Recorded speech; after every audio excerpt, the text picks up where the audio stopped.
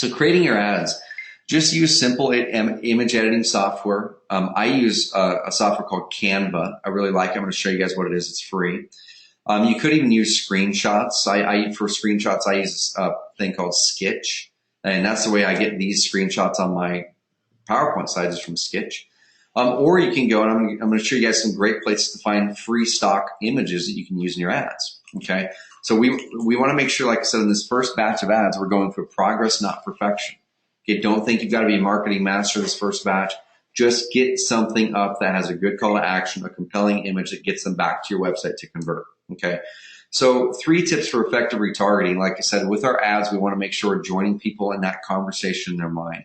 If they're looking for investment properties and that conversation in their mind is, oh my gosh, I just paid a monstrous tax bill. I need to get some depreciable assets on my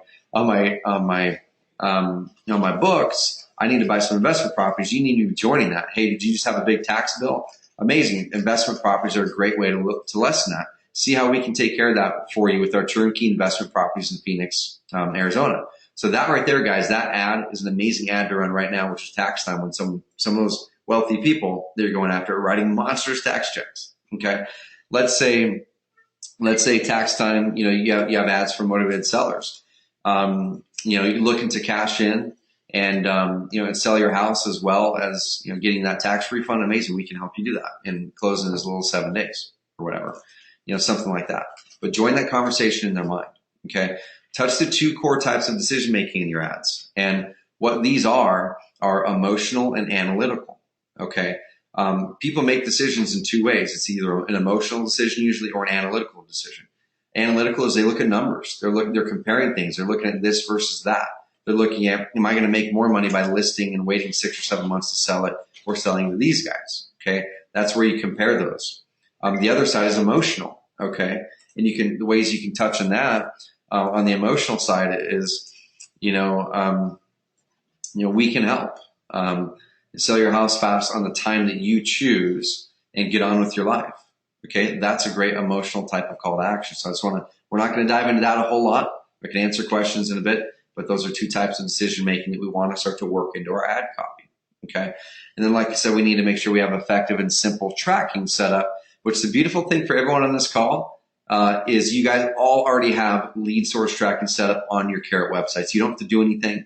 You don't have to implement anything. You don't have to put anything in place. You're going to be able to tell when a lead came from Facebook. Okay, so I'm going to go to one of Adrian's websites that he's starting to get some leads from. Okay, and now he has many websites with us. This one's his newest one and doesn't have as many leads as his other ones in different markets, because he just dove into this market a few months ago. Okay, but I'm going to go over into here. And you can see here, so Buy My House Company. So this one, I'm not sure if this is his newer one, but he's crushing it, obviously. So right here, we go over here, 362 leads, seller leads have came through that first step. And I'm actually going to drag this over so you guys don't see all the sensitive data.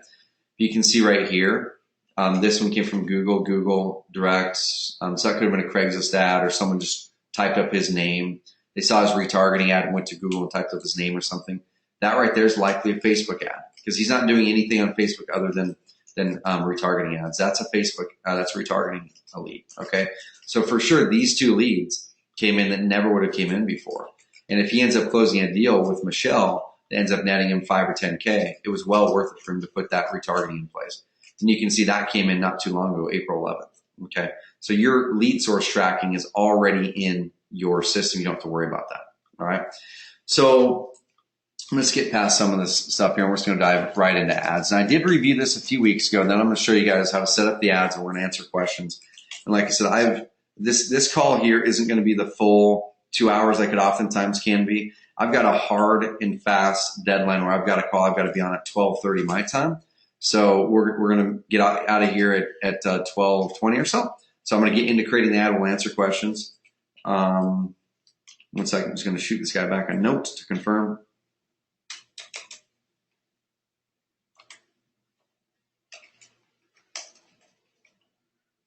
Awesome. Cool.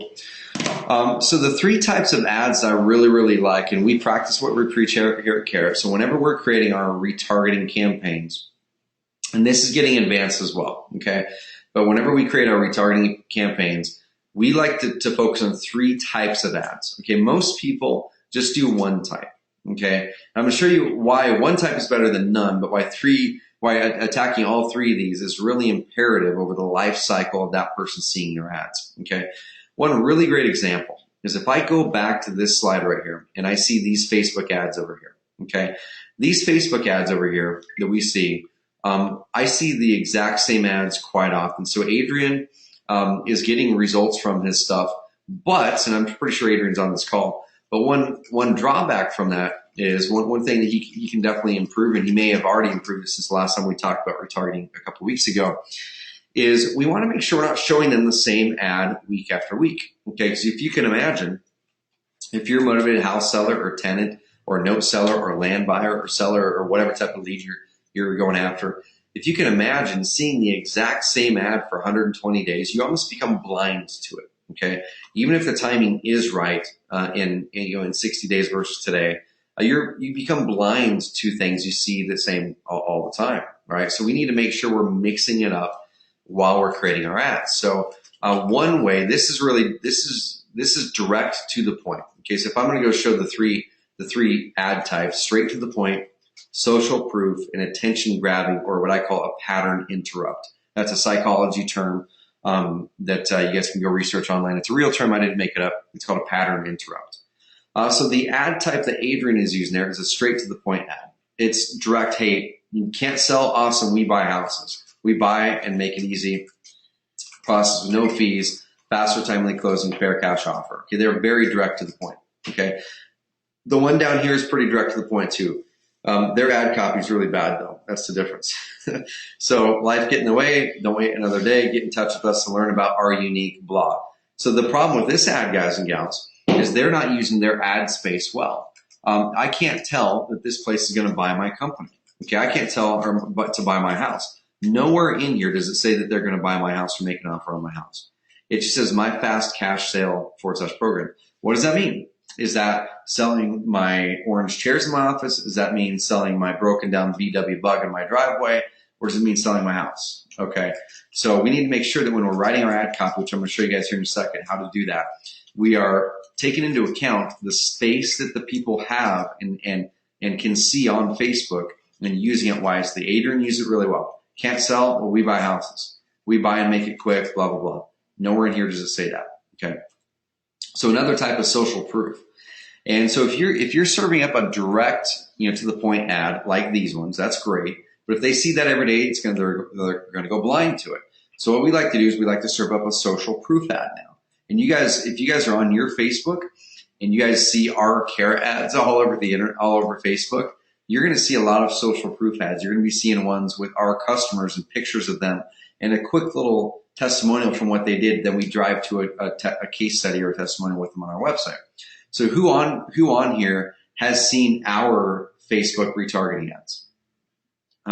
Who on here has seen our Facebook retargeting ads following you around the internet and on Facebook, where you'll see most of those, not all of them, but most of those are the case study ad, the social proof ad. Okay, but we also have very analytical ads. We have, hey, let's compare Carrot versus Wix and the free and cheap things. That's an analytical. Okay, that's selling what we have. That's squashing other objections. Okay, and we also have other types of ads that we use as well, kind of the attention grabbing ones. But this one right here is a great example of a case study ad. It shows a picture of a person, and these indie houses sold their house. It's showing that other people used that service before you did. Okay, so you feel more comfortable doing that.